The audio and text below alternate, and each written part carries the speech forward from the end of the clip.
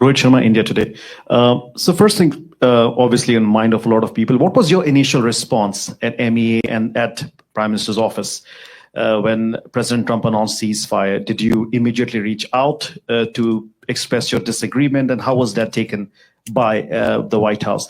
2 years ago, second question. 2 years ago, I asked you in one of these briefings, and you noted that Pakistan was no longer a central piece to bilateral relationship between India and the US. Has that changed now after Operation Sindoor? And third, do you believe there is a double standard when it comes to terrorism, when it happens in countries like India versus the West? Do you think Western countries see it differently, terrorism happening on their shores versus when it happens abroad? Thank you. Look, I would say that even today, the central factor in the relationship between India and the United States is India and the United States. It is our complementarity in many ways. It is the benefits that we get from closer relationship that is actually driving it. It is not, big relationships are not forged in terms of third countries and where they fit. The comment I made to you earlier, I would say applies even today. That if I am talking about the when I'm looking at the future of our ties with the United States, or if I even look back at the progress in our ties with the United States over the last 20 years, I would put it to you, a lot of it is, it's about trade, it is about investment, it is about technology, it is about mobility, it is about energy, it is about defense.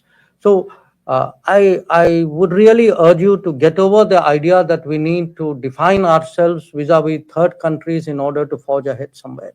That is not the case. We are a big country. We are, among the top 5 economies of the world. We are the most populous country in the world. Our influence is growing.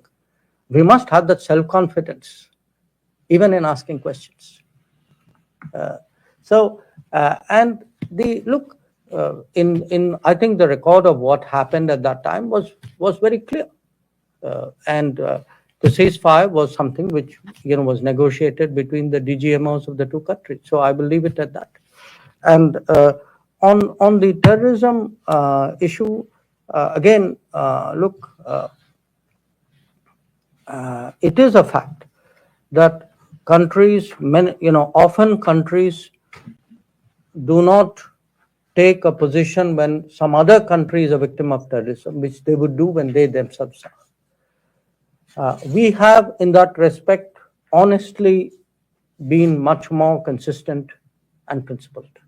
That we have, when terrorist incidents, attacks happen elsewhere, outside India, we have largely followed the same position that we have taken when they have happened in India.